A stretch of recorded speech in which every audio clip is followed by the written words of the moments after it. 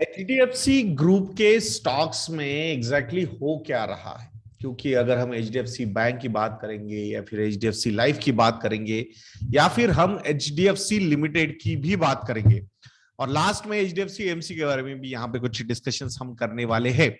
So video शुरू करने से पहले दोस्तों मैं एक बार आप लोगों को रिक्वेस्ट करना चाहता हूँ कि मुझे हमारी वीडियो टीम से एक टारगेट मिला है कि उन्होंने बोला है कि आप जब भी वीडियो बनाओगे तो इनिशियली लाइक्स का टारगेट देना बहुत जरूरी है, उससे एंगेजमेंट बहुत बढ़ता है और यूट्यूब के एल्गोरिदम्स में वीडियो ऊपर आता है।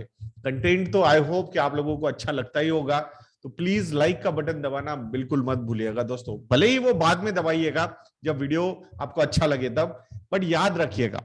सो एचडीएफसी ग्रुप के स्टॉक्स में हो क्या रहा है उसके बारे में आज हम बात करेंगे।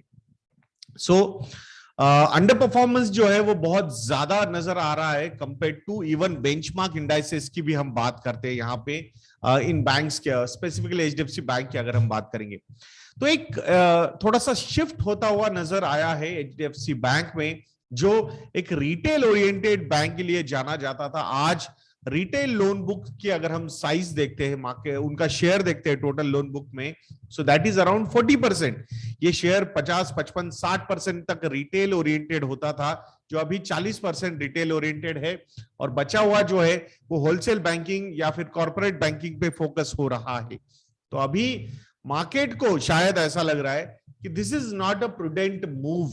अब ये सही है गलत है ये तो हमें आने वाला समय ही बताएगा, बट अगर मैं एनपीएस के नंबर्स की बात करता हूं, जैसे कि ग्रॉस एनपीएस हो या फिर नेट एनपीएस की हो, तो वहां पे situation is very much under control for HDFC bank. ऐसा कहीं पे भी ये कोई प्रॉब्लम नजर नहीं आता है। If you are following us on our quantitative analysis for banks, तो उसमें आपको वो समझ में आ जाएगा। तो सही में अगर आप शेयर होल्डर हो एचडीएफसी बैंक के, एचडीएफसी बैंक में आप इन्वेस्टर हो, तो आपने सही में यहाँ पे वरीड होना चाहिए क्या? I really doubt that you should do that. That's what I feel. Reason behind that, because जब ओवरऑल मार्केट एक सिनारियो जैसे डेवलप हो गया था कि कॉर्पोरेट लेंडिंग बुरी बात है, होलसेल लेंडिंग बुरी बात है, उस समय पे एचडीएफसी बैंक ने अपना शेयर वहां पे बढ़ाया है। और अगर if you are following the retail loans के जो हेड है, उनके अगर आपने स्टेटमेंट्स देखोगे, so now they have again started aggressively lending towards retail banking. तो ये सारी चीजें जो है कि जब जैसे मिस्टर वॉरेन बफेट कहते हैं, when everybody is fearful B greedy, when everybody is greedy B fearful. तो मुझे लगता है कि जब everybody was fearful in lending towards wholesale और कॉर्पोरेट बुक, तो वहां पे एचडीएफसी बैंक ने बहुत ही सही तरीके से चेरी पिकिंग की है। लेट्स सी, आने वाला समय ही बताएगा हमें कि सही में वो चेरी पिकिंग थी या कुछ प्रॉब्लम्स थे, because cross NPS, net NPS के नंबर्स, स्लिपेजेस के नंबर्स वहां पे वो सारी चीजें जो है वो दर्शा देते हैं। तो अभी तक तो ऐसा कोई प्रॉब्लम एचडीएफसी बैंक में नजर नहीं आया है। सो ये जो भी अंडर परफॉर्मेंस है, क्या ये एक अपॉर्चुनिटी सजेस्ट कर रहा है? एटलीस्ट जो नंबर्स हमारे सामने आ रहे हैं वो तो वही सजेस्ट कर रहे हैं। अब एचडीएफसी बैंक की हमने बात कर ली, then we will talk about HDFC life.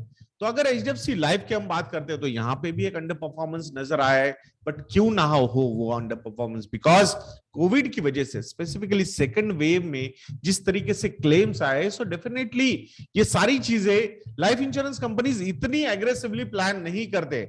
Are they not in a position to pay? No, nothing like that. They are in a position to pay, they are in profits also, but the kind of profits they use to generate वो नहीं हो पाए because of the claims. But एक चीज अच्छी हुई है जो हमने इग्नोर नहीं करनी चाहिए, वो ये है कि नए प्रीमियम्स जो राइट किए कंपनी ने, वो ऑल टाइम हाई लेवल पे है। और तो वो जो अवेयरनेस है या फिर वो जो फियर है, उसकी वजह से एक बहुत ज्यादा पॉलिसीज ली जा रही है, तो उसमें HDFC life is doing really well. तो इसका जो नतीजा है प्रॉफिटेबिलिटी में, वो आने वाले 1-2 साल के बाद दिखना शुरू हो जाएगा, because we are not sure कि ये कोविड रिलेटेड चीजें कब तक चलेंगी। But hopefully because of the high vaccinations in India, वो सिचुएशन अंडर कंट्रोल में आ जाएगी and companies like HDFC life वो प्रॉफिटेबिलिटी जो है, वो कर्व जो है वो और इंक्रीज कर सकती है। This was the second thing. The third company is HDFC limited. अब एचडीएफसी लिमिटेड की अगर हम बात करेंगे तो उनका जो कोर बिजनेस है हाउसिंग फाइनेंस का, that is doing really well. All time high level पे उन्होंने डिसबर्समेंट्स किए हैं इन दिस फील्ड। तो ये एक बहुत ही इंपॉर्टेंट फैक्टर है। तो जब भी ऐसी चीजें होती है, आने वाले 2 से 3 क्वार्टर काफी ल्यूक्रेटिव हो सकते हैं from the return point of view, तो इस पे भी हमें नजर रखनी है, तो इसको भी हम इग्नोर नहीं कर सकते। बट जो एक कंपनी है जिसकी सब्सिडरीज का वैल्यूएशन ही आधे से ऊपर है, जैसे कि एचडीएफसी बैंक हो, एचडीएफसी लाइफ हो, एचडीएफसी आर्गो हो जो अनलिस्टेड है, या फिर एचडीएफसी एएमसी हो, तो ये जो कंपनीज है लिस्टेड कंपनीज, इनके ही वैल्यूएशन जब गिर जाते हैं तो ऑटोमेटिकली उसका एक कैस्केडिंग इंपैक्ट होल्डिंग कंपनी पे होगा ही। बट कोर बिजनेस जो है वो काफी अच्छा कर रहा है, एंड इवन जो सब्सिडरीज है वो भी अच्छा ही कर रहे हैं।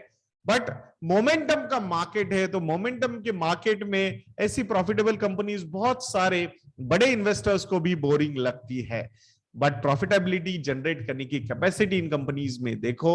सिर्फ मोमेंटम को जो चेस किया गया है लास्ट 1-1.5 सालों में, तो वहां पे अंडर परफॉर्मेंस होना काफी जायज था, बट ये सही में ऐसा कंटिन्यू रहेगा क्या, आई सीरियसली डाउट।